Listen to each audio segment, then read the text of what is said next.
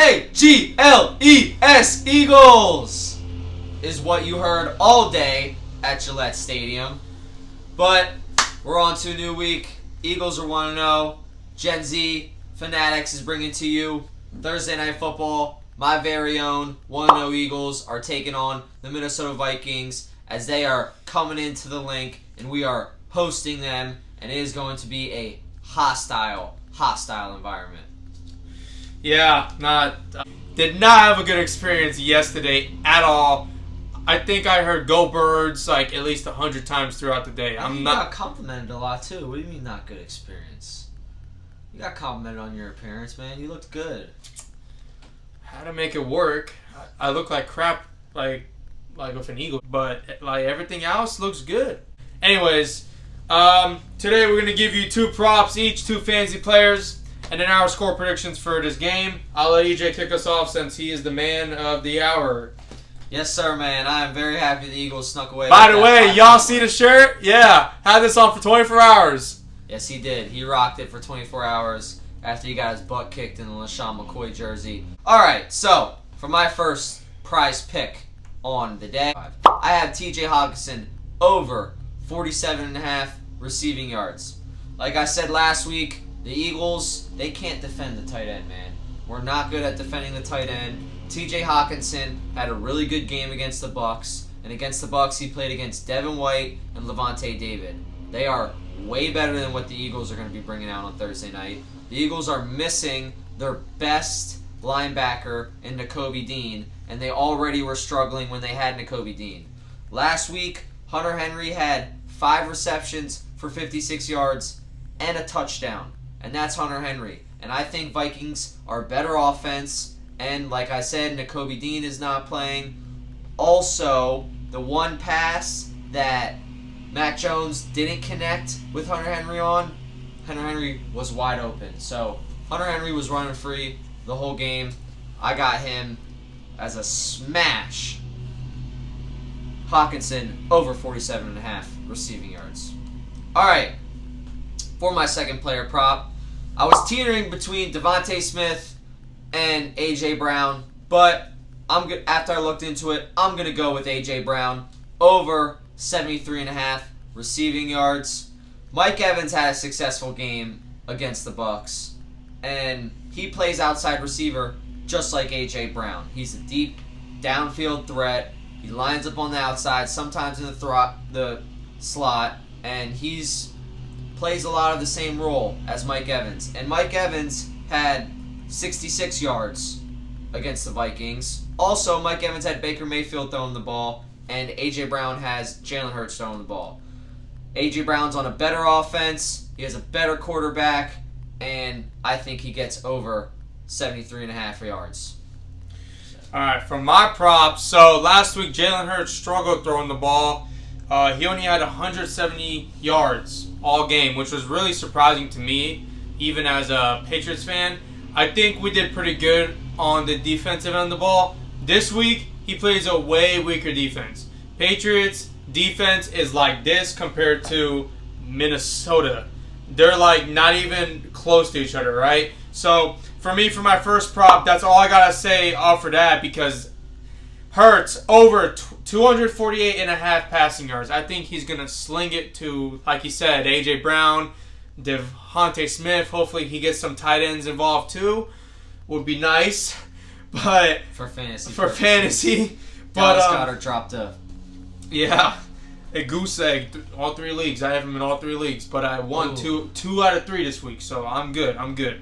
But anyways, Jalen Hurts over 248.5 pass yards. I think he's gonna have at least 300 pass yards on this weak Vikings defense, especially their weak secondary. They suck in the secondary, as you saw with Tampa Bay. They just not. So my second prop, Justin Jefferson over a half touchdown. It can be passing, receiving, or rushing. Either way, I think Justin Jefferson does score a touchdown on the Eagles. How do you think he's getting that?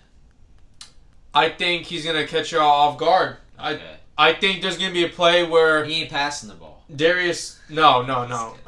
So I don't think he's gonna pass it, but it's just safe to put it in that way in case something strange does happen. But either way, this locks in a Justin Jefferson touchdown one way or the other. But I think he gets it because from what I saw last week of the Eagles secondary, Justin Jefferson's better than all of our receivers by a lot. So if they were letting Kendrick Bourne get 65 yards and 2 touchdowns or 1, I think Justin Jefferson's gonna get his opportunities a fair share on Darius Slay. And the other side of the ball, they don't have anybody as of right now. James Bradbury is questionable. So that's what I'm saying. Justin Jefferson, a lock for that.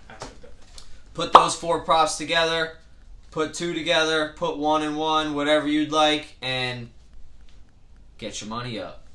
All right, guys. Now, we're starting on the fantasy aspect of things. My fantasy player for the game is my man, Jalen Hurts. I love Jalen Hurts. I've been saying Jalen Hurts is the man ever since we brought him in. Told this man plenty of times, and my Uncle Steven, shout out to him, that Jalen Hurts is a franchise quarterback. So, I got him having a bounce back week. He only scored 11.5 last week, but it was a very hard weather conditions. It was rainy. It was wet. He played a good defense. The Patriots are a defensive-minded team. And the Vikings had the 31st pass defense last year. 31st. That means there was only one team worse than the Vikings defending the pass last year. So, with that being said, smash Jalen Hurts against that 31st 2022 pass-ranked Vikings defense. He's my starting quarterback for one of my leagues, so he'll have a good game. Yes, he will. So, on to my second player. I'm piggybacking off of my first player prop, TJ Hawkinson. I think TJ Hawkinson's going to have a big game, man. Kirk Cousins likes throwing him the ball. He had 11.5 points last week, and he was playing Levante David and Devin White. He's going to be playing practice squad and backup players that have not been on the team for more than 1 year. It's not going to be good. TJ Hawkinson's going to have a great game. Hunter Henry had 16.6 points against us, and like I said earlier, I think TJ Hawkinson is in a better position to thrive and produce fantasy points than Hunter Henry was last week, and he is definitely going to be a fantasy smash in this game. So, with that being said, my fantasy players, the first one's obvious. I will agree with him. Jalen Hurts. He's playing a weak Minnesota defense, as we've been saying this whole episode so far. The ball will be flying around everywhere. I just see Hurts breaking out this game. He's going to have at least 3 touchdowns in this game, at least. And it's going to be a shootout. So, Jalen Hurts smashed that prop. I think he covered it pretty much well enough for y'all. Is a smash in that aspect. But here's my second prop, A.J. Brown. So, last week, A.J. Brown played a way better defense. Fantasy player. Yes, my fantasy player, A.J. Brown, played a way better defense last week than he is this week. He didn't get shut down, but it seemed tough for him to get open, which wasn't a surprise to me. Our safeties are really good, and our one corner is good. The other one he cooked because he's a rookie. Gonzalez. Yeah, he made up for it, man. He sacked Jalen Hurts. He sacked Jalen Hurts. Yeah, Jalen Hurts got sacked by a rookie corner. Oh, man. Not a bad thing. That was you funny, don't see though. A corner coming off the edge. I know, that was funny. I don't know why they did that. But, so A.J. Brown will have a monster game. I think he has over 100 yards, too. And, so smash A.J. Brown. He's playing a weak defense. Start him at your wide receiver 1, which clears up space for your 2 and your flex. Cool. So, you got our fantasy players. You got our props. Now it's on to the score prediction. And I'm going to be a homer here, but I got the Eagles winning 34-28 against the Vikings. They're going to be scoring a lot of points in this game. I would feel a lot more confident in the gap of this game if we had Nakobe Dean.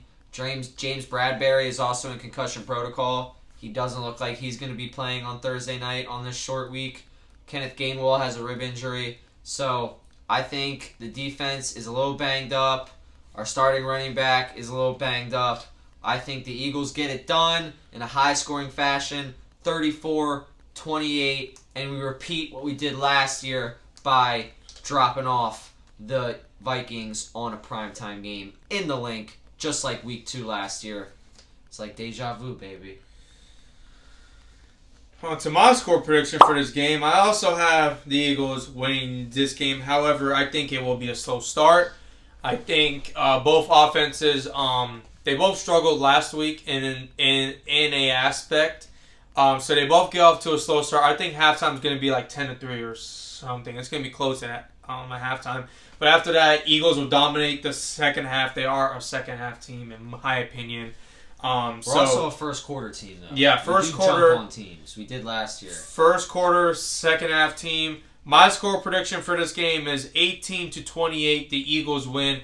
I don't think it's going to be that high scoring because the Eagles defense is beat up. The Vikings defense is also beat up. However, the Vikings offense is not that strong. Justin Jefferson is it. That's literally it. Maybe you throw in KJ Osborne or Madison, but overall, I don't think Jordan Addison, the rookie. No. Wow. I don't like Jordan Addison in this game. Not in this game. Okay. Not in this game. With no Bradbury, I kind of think Addison because he's number 2. So, you know I mean, yeah, I get that, but not in this game because okay. I think the D-line for the Eagles is good enough, but the secondary is what's going to be questioning me a lot. I think they put their best corners on obviously Justin Jefferson, and then you guys got to bring someone up from the practice squad for that other corner because man, Bradbury's gone is going to be huge. So we got one guy from Bama named Eli Ricks, and he went off in the preseason. Man. All right, well, I hope he's playing. It's up to the coaches, but I think Jordan Addison has a big game because he's going against not James Bradbury. He could, but then again, I said T.J. Hawkinson, so I say it's short and sweet game, 18-28. I just think with the injuries and with how teams are, it's just it's not going to be that high scoring. Last week I made a lot of high scoring predictions. These games were not high scoring; they just weren't. So this week I'm going to be low, but the Eagles do win by 10. So it is the Eagles. Go Birds! We'll catch you on the next one, guys.